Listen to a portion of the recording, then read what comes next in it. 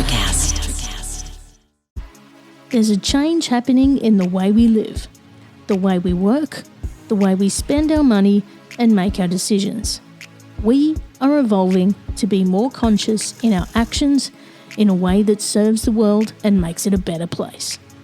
Welcome to the Ethical Evolution. The Ethical Evolution podcast is brought to you by the Ethical Change Agency. I'm Bindi, CEO and founder, and I am honoured to bring you the stories of those who create change through paying it forward and giving back. Ethical business owners and holistic healers who are determined to create collective change in the world. Once we have a change in consciousness, and through collective change, we can become one.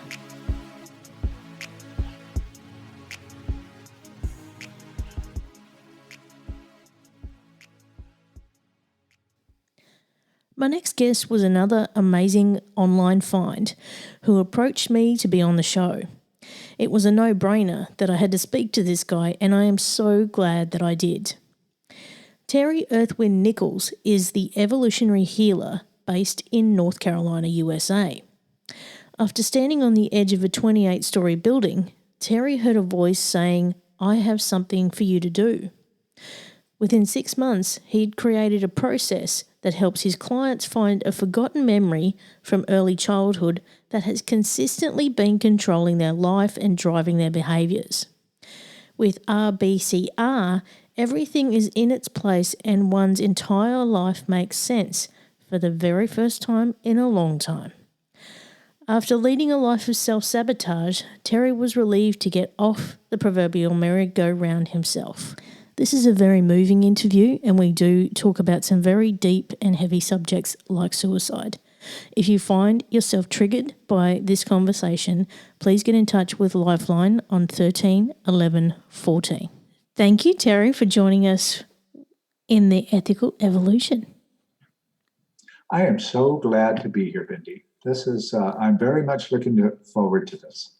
I have been looking forward to this for so many weeks, I just have to say. And you're based in North Carolina right now, and it's late night here in Brisbane, but I am so happy to connect with you. And we've just had an amazing chat, and I can just tell everyone that our connection has been incredible so far. Thank you very much. And I absolutely agree with that. In the work that we're going to talk about today, there isn't an hour on a 24-hour clock that I haven't been helping somebody somewhere in the world. And, and that's just what it is. If you're going to do something, be the best at it. And so true. That's what we're doing. Yes. Yes.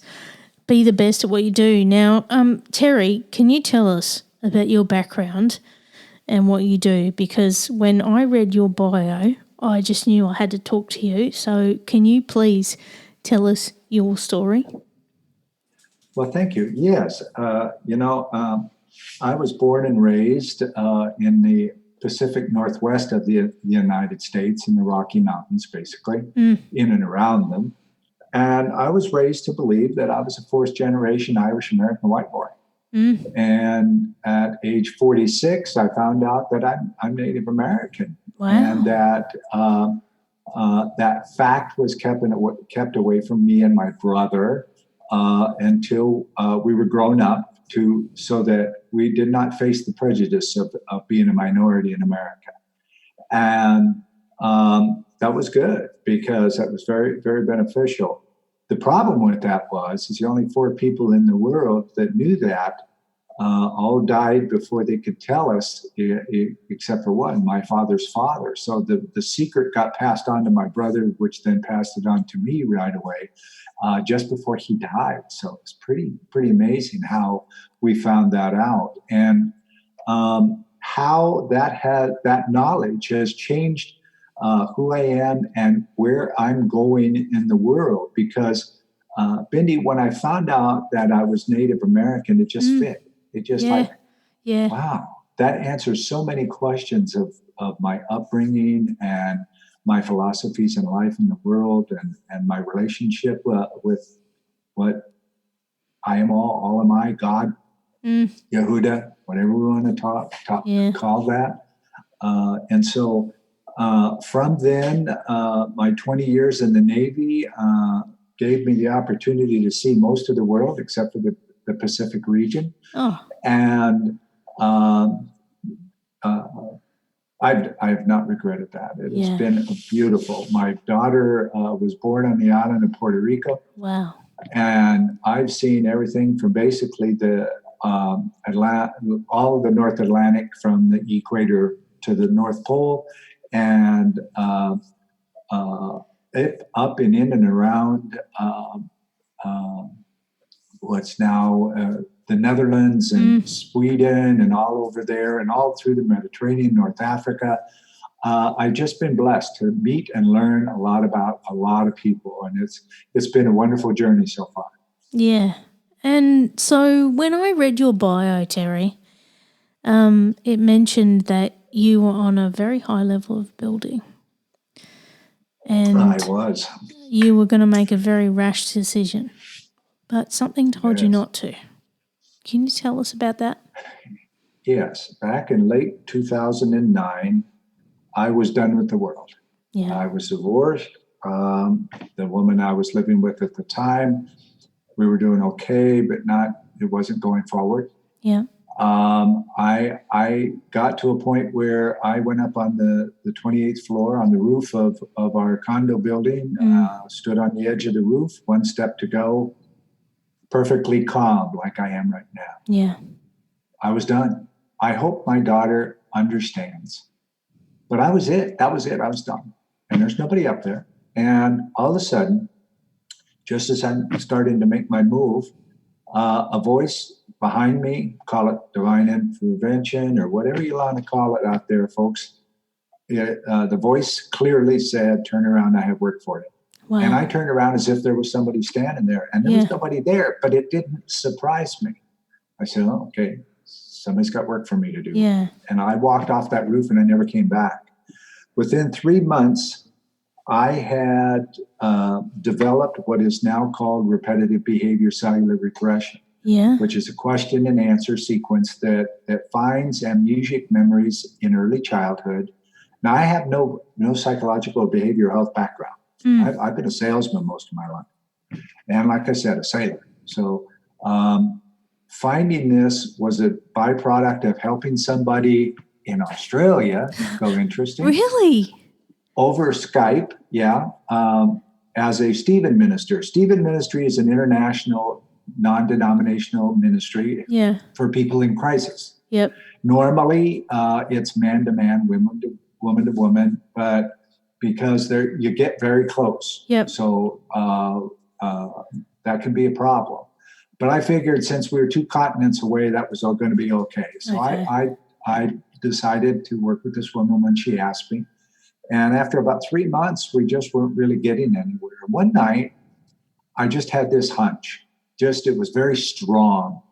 And I asked her to close her eyes and tell me what you smell, if anything, other than what you're aware of in the apartment there where she was living. And she closed her eyes and she popped them open right away. And she said, oh my God, I smell gas. And I go, okay, it's probably natural gas, but let's find out. So is this gasoline, diesel, what do you got? And she says, no, natural gas. There must be a fire. This is an all-electric building. And I go, something tells me that you smell gas at the exact moment that I ask you for something to smell. Do you smell the gas right now? Well, no, I don't. And I go, okay, we might have something here, my friend. How about closing your eyes, taking a few deep breaths, and just relax. And tell me when you relaxed again. And so she did, and she told me, okay, I'm okay now. And I said, good. See if you can smell the gas again. And she did. And I go, wow, that's cool. Now do me a favor. Go back in your memory and find a memory where you smell that gas. Oh. And Bindi, she did in almost like a second. And I said, cool. 5 senses. Smell is the number 1 trigger for memory recall. That's a known fact in behavioral health. Yeah. And so I said, okay, I think we've got something here. Tell me what else you smell in this memory. So over the course of about 3 months, at about 3 to 5 hours a week, we created this question and answer sequence using the 5 senses, as opposed to the normal memory recall that psycho behavior works with. So behavioral health, EMDR, modalities, all that kind of stuff work with pretty well with known memories. We do not. Okay. And when we ask someone to find a memory, one of 3, we go through 3 hours worth of this with the eyes closed, like you and I are talking right now, here on Zoom. And when you get there, though, I want you to freeze frame the memory into a photograph. Here's the key for you guys that are listening in. There's no motion, therefore there's no history, there's no emotion of the memory. It's not a good memory, it's not a bad memory, it's simply a memory. And what that does is that disconnects this deflection system I'm going to talk about in a minute. And so the person can stay completely calm and out of emotion for 3 hours without hypnosis or anything like that, and describe the memories using, in a very specific way, their 5 senses. And after we get through 3 memories, in the back of that 3rd memory, we're in early childhood, and we're in the back entrance to an amnesic memory that occurred of high emotional value back in early childhood. And as we know about amnesia is nothing broke. It's a protection system. So there's no disease there. There's nothing broken. It's just a memory that's being protected. Well, it's the job of amnesia to protect you no matter what from coming back to that memory. So as you get older, it learns the same way you do. A, B, C, D, E, F, G. 2 + 2 is 4. That's lineal thought, lineal learning. So it deflects and protects you using lineal thought. Well, when we're working with an alternate neural pathway and we're using the 5 senses, we're in abstract thought. It doesn't know what to do with that, okay? Because it's never worked with abstract thought for any point in time. So here's the key. Benny, when they get into that memory, it's like it happened 2 minutes ago. And the most important thing is the face of the person who created that highly emotional event. So what they do then is out loud, we want their human ears to hear them chew out that person and tell them what they've done to their life for the last 30, 40 years or whatever, however old they are. Our oldest client was 74 years old going through the process, and our youngest one has been 16 with PTSD. And when they're done, all of the repetitive behaviors that drive them over and over and over again shut off. The memories are still there, but there's no emotional attachment. And most importantly, Bendy, no repeat memories. They stop amazing. thinking over and over and over again about what that's going on there and anywhere else where there's other memories that they listen to all the time.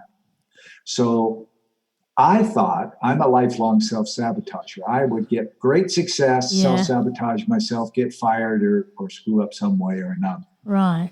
That didn't happen in the Navy because I changed bosses or duty stations every 3 or 4 years. So, I never got in trouble. But out here in the civilian world, that happened over and over and over again. Well, I've always believed that there's something back there doing this. It's not me. Yes. And so this proves what the famous psychiatrist Sigmund Freud was trying to prove 130 years ago, that a person's adult behavior was driven by something happened in early childhood. So absolutely, yes. And we have for the first 30 days, because we work with them for 30 days, not every day, but there's a sequence that we can stop that behavior by helping them self-repattern themselves not to do that anymore. Wow. So they no longer have those behaviors or those thoughts. I had a combat veteran come to me one night on the phone, and he told me he had a loaded Glock at his head. No. And if I can't help him, he's done. And I said, well, that's fine, brother. I'm a vet too. Make the weapon safe. Put it on the floor beside you because you're not going to use it. And come up on Skype, and let's talk and let's get started here. 4 hours later, We found what was driving these suicidal thoughts and neutralized it. And that's been 6 years ago, and he's never had another suicide ideation event occur. 6 years. And here's the kicker, my friend. He no longer owns any guns. There are no weapons in his house. Oh, Terry. Isn't that beautiful? Terry. And it happens to us every week all over the world. We have 48 people who do this now in 7 languages on 5 continents, 13 countries. Yeah. So we're a very wide organization. We're not tall. And I want it that way because I want the people out there on the street doing the work to make the money. Okay? I'll teach them how to do it. Yep. I get my money there. And now you go out there and you do the good work in the world. So that's what we do. And my mission in this world is to bring this to everybody all over the world. Because I believe that about 80% of the urbanized population in the world could use some form of what we call the CR process. Oh, yes. So true. That's what I do. Terry, like seriously, if anybody could have seen my face as you were telling that story, seriously. Oh, God, I went through all of those emotions with you. And I was like, yes, oh, my God, yes. Yeah. I have family members who are going through PTSD from being in the army, and I think they really need to talk to you because, there's stuff that goes down in a battle zone that they never talk about. And I think that's something that needs to become a kind of a normal conversation. And, it's not something everyone wants to talk about, but it's something everybody needs to know about. And you and your background in the Navy and where you've come from, you are standing on a high story building ready to end your life, and you got that message. And do you still get those messages now, like different kinds of messages that guide you to make decisions in what you do and how you direct your life? I like to say it comes from a place of center. Yeah. I meditate every day. Yeah. Only for 1 or 2 minutes because I am in complete connection with myself when I do that. Yeah. Be happy to tell you how to do that, but I hear on the program. But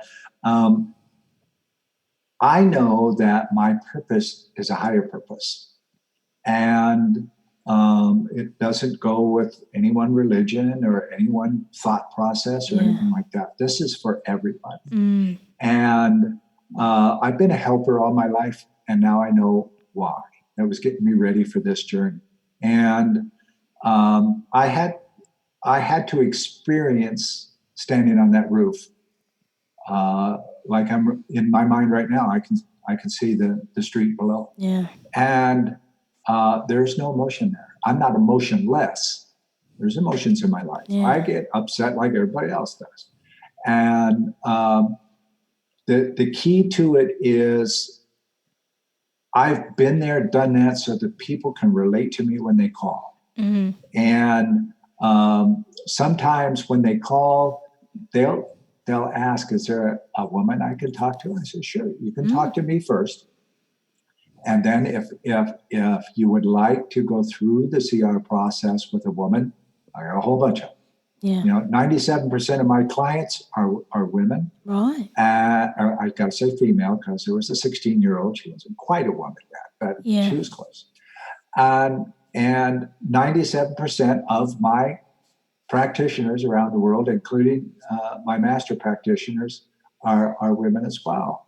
I think women are a little bit more likely to go through the process, and because the key here is being at that point of enough is enough, like me on the building. Enough is enough. I stop. Yeah. And so when people contact us, they have self-sabotage, weight issues, drinking, the list goes on and on and on. I'll get in a conversation with somebody and I'll say something like, I wish I could work with somebody who's an alcoholic, because I'll bet you I can make a 13th step in their program. Because the majority of the people who go through AA, they don't make it. No. And so I believe, and the people who are alcoholics that have been through this program with us also absolutely believe, we're step one, because we go back and find the driver that makes the rest of the behavior happen. Yeah. So that is massively important. And as you can tell, for you folks that are listening in right now, I've got one of those voices that is soothing and it's easy to listen to. Yeah. And so when people call, I'm able to calm them down really quite fast, because the moment that we start talking, we have the heart-to-heart conversation. And there's nothing more powerful than that. And reinforcing, right? Yeah. So you call yourself the evolutionary healer, Terry. Right. And I have to... The company, Evolutionary, is the eve of evolution, the eve of illumination. That means we're about to step up into something brand new that's never been done before. Yeah. And most of our company, we have 4 divisions. Most of our company, that's exactly what we do. And healer, a lot of people think, okay, the word healer, okay, is a woo-woo or whatever. And that's not true either. The definition of healer is to stop the wound or to heal. And so whatever that wound is where we go. And so Evolutionary Healer was born based on that premise. Something new is going to help all of the people, like I talked about earlier, come together as one people again, because we're going to take care of all that divisive thoughts and things that folks go through. Yeah. And I think it's completely appropriate that you're here on the ethical evolution, because we're all about collective change. And if anybody's heard my story, it's all about, healing and having that collective change. So I have, as many people know, I've done a lot of work in the last year with a sound healer. And, a lot of energy healing. And so we're very much on the same page. And that's why I'm so excited to have you with us today. But I want to know if you can tell us about some of the people that you've helped and the difference that you've made. Immediately, one person comes to mind who was referred to me by her brother-in-law, who came through been through the process and was starting to the training to become a practitioner. Right. She was a person that had a Facebook page with no photo on it. If you looked at all the photos in there, they're all family photos of doing different things, but you never saw her face anywhere. Right. Okay. And her life was one of repeated victimization. Okay. To a point where even people at work all of her life, she was in her early 50s, I think, when we started working with her, would pick on her all the time. Right. And she walked around with victim energy because it's the only thing she knew. Yeah. All of her life, this was been her life. Her brother-in-law always told her, "I don't believe that. You're a great person, and I just know there's something back there that's doing that." And she says, "Well, I've been to psychiatrists, psychologists, various modalities, psychotherapists. Nobody can fix me. Nobody can do it." So, well, you see the difference in me now, don't you? Yeah. Because he was an ER nurse, right, and he had severe complex PTSD from working in the ER. Yeah. He had to quit. Yeah. He was on full disability, and went through our process. And now he's fully functional, and he's not in the ER anymore. He's doing other things. But she said, "You know what? I want to talk to this guy." And so we got together on the phone, and within just a couple of minutes, she interrupted me, and she says, "When can we start?" You're such a great person to talk to, and my brother-in-law holds you in such high regard. I know this is the right thing for me, so when can we start? And so we scheduled the CR session, the 3-hour session, and we found something that happened to her when she was just a few months old. Wow. Where, at that age, you're aware of what's going on in the world. You have kind of a feeling of right and wrong, but you don't know how to do anything with it. And you have no language skills, so you can't tell mom and dad something just happened, right? So that was amazing for her to become this victim, okay? And the person that victimized her did it a few more times, and so it was a terrible thing. And we found it. She neutralized him, and can now move on with her life. And the people in her life around her, who's always victimizing her, just magically stopped. Yeah. It just, her boss stopped picking on her and giving her a hard time. Co-workers, different people in her life, it just stopped. It wasn't like she became an extrovert all of a sudden. Yeah. She's still that basic introvert, lovely personality. It's just that she was no longer throwing off this victimization energy. And after a few months, her boss called her into his office one day and he says, you've just been doing amazing for the last few months. What's changed about you? Yeah. We're always having to pick up after you. And here the last few months, you've been doing this amazing job. We're so glad you're here. What is this success you're doing? You smile all the time. Yeah. What are you doing? Yeah. And she told him, hey, I work with this guy and blah, blah, blah. And it's amazing. And here's the key for everybody that's listening in. Right. Her profile photo on Facebook is this happy, smiling face now. Yeah. And there's new photos over the last 5 years. It's been 5 years. Yep. Of her at family events, and see her face, and she's in the middle of the picture. Okay? Yes. That's the difference. Yes. Of living a life of sadness and disbelief and victimization to a life of contribution and love and being able to receive love. Oh, Terry, I feel like I want to tear up. I feel like I want to clap. I feel like I want to jump up because it's like you tell my story. Oh, that's sweet. Honestly, I'm not going to tear up.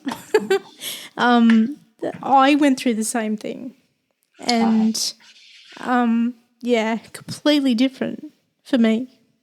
Mm-hmm. Let's not cry on podcast. But wow, how did you go from wanting to end your life to changing other people's lives? A voice told me to turn around and have work for you. But how did you how did you end up being equipped to doing that for other people? Where did this energy come from for you? Well, when you leave the binds of all of the things that you feel can go wrong in life, and you step forward and you have a reason to step forward, because I started this journey and perfected this to fix me, but you can't do it to yourself. You can't go through the sequence yourself. It doesn't work. So you have to find somebody who will go through it with you. And I tried a couple of practitioners and it didn't work because I know all the tricks. Okay. And I teach them. And finally, I got somebody who I trained to be a master, because she's exceptional. There's 5 of them now that are this way that can teach others. Mm-hmm. And she didn't do the rules like you're supposed to, and took me through it, and my wife, who's helped me develop this, through the CR process, and found what's been driving us. And from there, it's one thing to help somebody, certainly another to teach them how to do it. Yeah. But when they can fix you, your life is it's amazing. The memory in question that was driving my behavior was at 4 months old. I could smell the woman. I could see around the room. I could hear her talk to me. It was like it was real time. And it's one thing for your clients to tell you that, but a completely other thing to experience yourself. Wow. Just Yeah. wow. And from that, man, this gets me up every day. My Yeah. wife often says, you ought to do a CR session every Monday morning because you're flying for a week. And I go, yeah, I love that. Because it's such a beautiful thing to watch somebody in pain when you first start working with them. And 3 hours later, here's this beautiful person that has none of the stuff that they've dealt with for the last 30, 40 years. Yeah. None of it. Yeah. You know, it's not a bad byproduct either because they usually look about 10 years younger. Yes. And quite a few pounds lighter in a lot of them, Yes. myself included. And the profound connection to themselves and their ability to love is quite beautiful to watch. And that's the big thing, Terry, I think, with healing is that, you know, once you understand yourself and who you are and, you know, you just let go of all this weight that you've been carrying all these decades and you understand how to be a human pretty much and how to be yourself. You get in connection with yourself and your own energy and how that works. I think that is invaluable, you know, and I think anybody who's over the age of 30, you really need to really invest in your own healing because it is going to change the rest of your life. Yeah. You know, we're all born with an already established personality. And as we age, we become witness to various stimuli that affects the way we look at this world and how we will act and react in it. Okay? When you go through the CR process, you're reconnected to the original personality before the filters started coming in. And let me tell you, I have yet, over 140 clients, I have yet to find somebody who didn't like that cool person, right? Because every piece of your being, every essence of your body is connected again. Yes. And, you know, sometimes I have a client go into the bathroom, look in the mirror, and tell them to introduce themselves because they don't know that person. They've never seen him before. That's it. And when they do that, they just come back and they've got this glow on. It's like, oh my God, Terry, wow, you know. Yeah, it's so true. When you've had that healing, like you, it's like you reverse in age. You go back in time and you rediscover who you really are.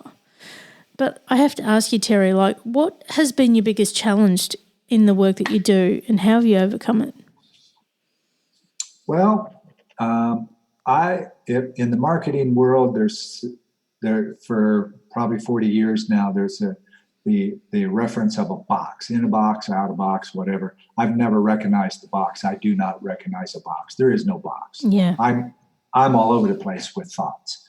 And so I'm a good speaker. I've spoken to 2,700 people before. Yeah. So live, okay? And so for those of you who listen in, I got a nice voice. So people like to listen to me. And I knew that when Evolutionary Healer was first formed, we were going to coach health and wellness professionals. And the first thing we were going to do is take them through the process because we wanted to ensure their success. And that's how this all started, really. And so we speak from the stage a lot. I'm the voice of the company. And that's where we get a lot of our people. Right. And referrals from people who've been through the process. Yeah. This year, we get to look at that a little bit differently. Here I am speaking on as many interviews as I can because my 7 gigs that I was going to speak at this year are canceled. Yeah. So you got, okay, so what am I going to do about that? Because I teach my people and my clients what's coming up in the future as possible future business doesn't count till it hits your bank account. Yeah. So you don't have any money that you've lost out there by losing a speaking event or anything like that because you never went. It's just not there. Yeah. So what are you going to do now differently? So we do 100% of the CR process over Skype and Zoom, okay?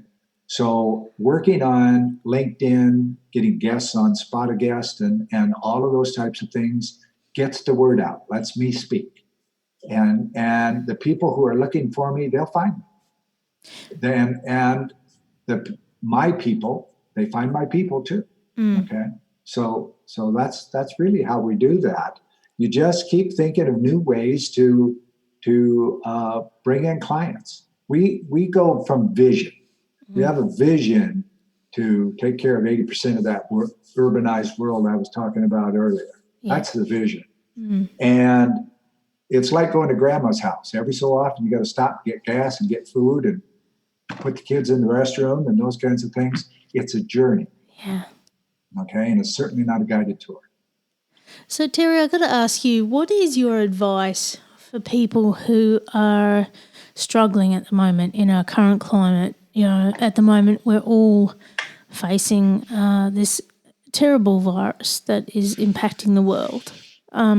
What advice would you give to people who are trying to, you know, get out there and be a voice and be a name for their business? Same way, I had a discussion about this on a Zoom conference day before yesterday with some people. And that is, you know, do videos. Yeah. You know, LinkedIn, Facebook, Twitter, Instagram, whatever. Yep. But don't do big, long, boring videos. Yeah. Do 3 to 5 minutes of a particular teaching that you would like somebody to know that you do. And put it out there. And then, you know, a day or two later, you'll see a subject of where people are talking about having a problem with something that you fix. Do another video. Yep. And guess what? You're going to screw them up at first. It's okay. Yeah. You know, I don't think there's a single video of the 200 or 300 whatever videos I've done where there isn't a mistake in there, and I leave it in because I'm human. And I want people to know that I'm human. Yes. Like last Saturday was a really good example. You know, I'm the guy that's everybody looks for all these cool ideas and all that kind of stuff. Well, I was having a bad day. Well, guess what? I'm entitled to have bad days. So I made a post both on Facebook and LinkedIn. You know, I'm having a bad day. Yeah. Today sucks. I just don't really want to do anything. But I know that I'm going to get some love if I send it out. So everybody out there reading my post today, I'm sending you love, unconditional. Just enjoy it. Boy, the response. Oh, my God. It was amazing. People I don't know were sending love and hang in there and blah, blah, blah. And it's like, good. People know I'm human. Okay? Because we're all human. We're all on a journey of our own making. And it's okay to be fallible. So, you know, you're sending a message out to somebody who's trying to find you. Keep sending the message out so they can find you. And that's it. You know, I think in my experience in a very long time of being involved in social media and in corporate environments, I think the most success we have is when we're being relatable with humans. And the moment you're being real is the moment that you're connecting and engaging. And if you can show your flaws, I think that is really, really important. And now, more than ever, I think is really the key time to do that. Yeah, it's like you and I right now. We're connected soul to soul. I mean, this is pure conversation, you know, and there's nothing wrong with that. You know, being open and vulnerable to another person doesn't mean we're going to fall in love and get married or anything. It just means that you can have a soul to soul or heart to heart connection. And you know what, folks? It feels really good when you do that. It does. It so does. So, Terry, I have to ask you, what does it mean to you to be ethical? Everything. Without trust, what do you have? You know? Does everybody lie in some way or another? Absolutely they do. When you're feeling like crap and somebody says, so how's it going today, Terry? Oh, I'm having a good day. Thanks for asking. That was a lie. You know, we all lie one way or another. Yes. But when you stop to think about, can I help the person that I'm talking to? Why lie? You know, like, you know what, Bendy, today sucks. But, you know, talking to you, it's probably going to get better. Thanks for talking to me right Thank now. you so much, Terry. What does that do to Bendy? Bendy goes, wow, that's so nice. He's having a bad day and I get to help him. Yeah. And I reached out because I'm the one that's having the shit day. And I want him to help me, but he just did. Oh my God. Right? Authenticity is really the basis of who we are from the moment we're born. And if you go through the CR process, certainly you're connected back to that original person who doesn't know how to lie, only love. Yeah. Oh, God, I love that. So what are your future plans in the work that you do? Keep going. Yeah. You know, we've aligned ourselves with the U.S. government. They don't want to try us out yet because we're radical. Right. We're not traditional behavioral health. I'm not a PhD and I'm not associated to a medical center. So they're very hesitant to do any work with us. I keep telling them, prove me wrong. Do a research project with me and prove me wrong. Yeah. Because you're not going to do it. So just keep talking to people. There is going to be a break point. You know, business world, we hear about that point where you just keep going, and and all of a sudden you hit good wind, and off you go. Yeah. And it's coming. You know, it may not be me who gets there. It may be one of my proteges. But so far, they're a small enough group. They've all been handpicked by me. But there's going to be a point sometime in the future where everybody in my class is, I don't know. And that's going to be a beautiful thing. But you're creating a legacy, I think, is the key thing. So you can pay that forward. So how can people find out more about what you do, Terry? The easiest thing to do, my name is Terry Earthwind. That's my tribal name. Terry Earthwind Nichols. Google it, and you can find out everything. My websites, YouTube channels, social media pages, anything you want. And if you want to know more about what we've been talking about with the CR process, Google the CR process, and you'll get our webpage. You know, that for people who like to read a lot about something before making a decision, on the CR button of the page there's white papers that I've published for the military and first responders and things like that. It goes into a lot of detail about how the process works. Enjoy.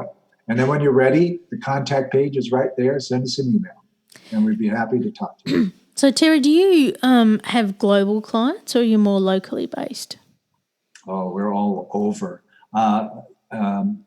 As I mentioned earlier, we're on 5 continents, 13 countries, 26 U.S. states.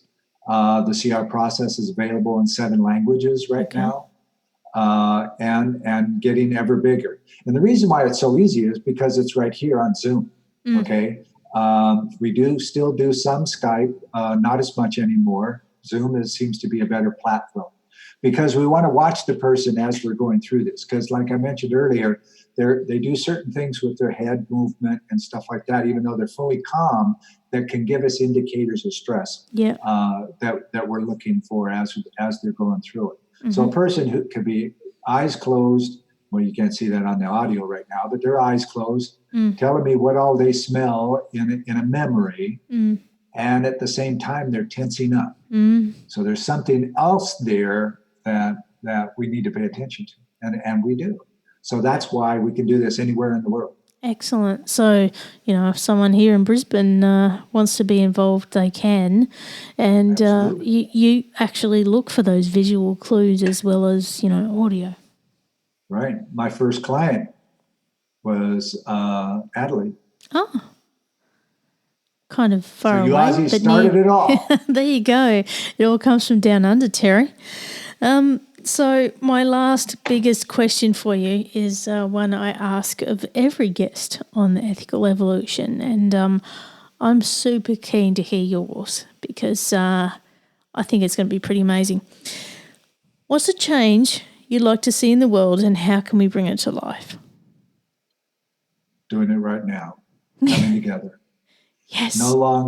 War is no longer a viable option. War is not what it's all about. Peace, the majority of the world is in peace right now. So we don't get to hear that because that's not stuff that makes news.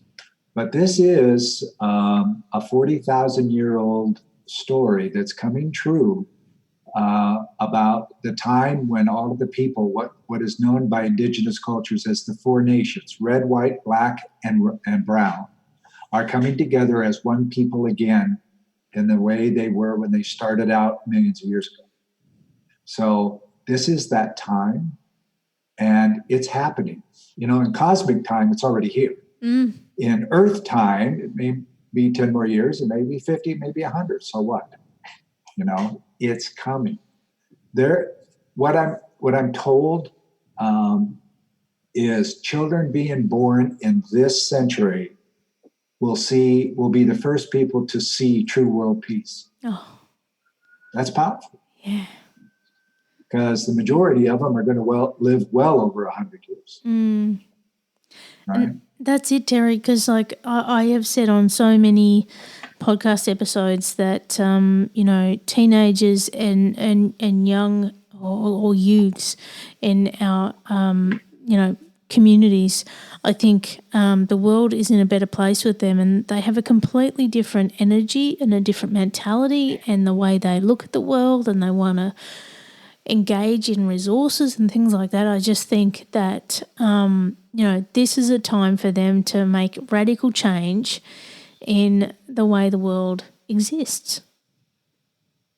Agreed. Absolutely. And I am so lucky. I have to tell you this little story. I actually have a 14-year-old nephew. His name's Jack, and he is actually an intern here at the Ethical Change Agency, and he works with me on weekends, and absolute genius, this kid. But the conversations I have with him are just as profound as I'm having with you right now, and it is incredible. So I think there is a new wave coming, and I think this ethical evolution starts at the young age, but it also starts with us right now. Absolutely. And you got it spot on. The next higher up level of evolution has begun. The ability is not that far away for that point in time where we can click into telecommunication, or how do they call it, mind-to-mind communications. Yeah. It's not that far off. And these kids are amazing. You see videos of little toddlers playing amazing instruments and things, and they're not freaks. They're the norm. Exactly. They're the new norm. Exactly. And they've been washed of all this conditioning that we have had, and they're free to be themselves. And I think that is where the power lies, when you let go of all this conditioning and all the crap that we're laid with when we're young. I mean, we're born perfect, and then we're conditioned into this being that really is not meant to be that way. And I think the moment that they let go of that and be themselves and be real and be true, that's where we have true change. Yes, agreed. Oh, nice. that was profound, wasn't it? Huh? That just came right through. That's a writer downer. Glad you're recording. Oh, Terry, it has been an absolute joy to connect with you from the other side of the world. And I have to thank you for being part of the ethical evolution. Thank you very much. This was great, Bindi, and maybe we can do it again sometime on another subject. Oh, yeah. I'm so in. We got to do more. This is not over. Yes, I agree. All right. Thanks for listening to the Ethical Evolution podcast. If you're an ethical business owner, change maker, or holistic healer who's determined to make a change in the world and you need support to spread your message, visit ethicalchangeagency.com to collaborate.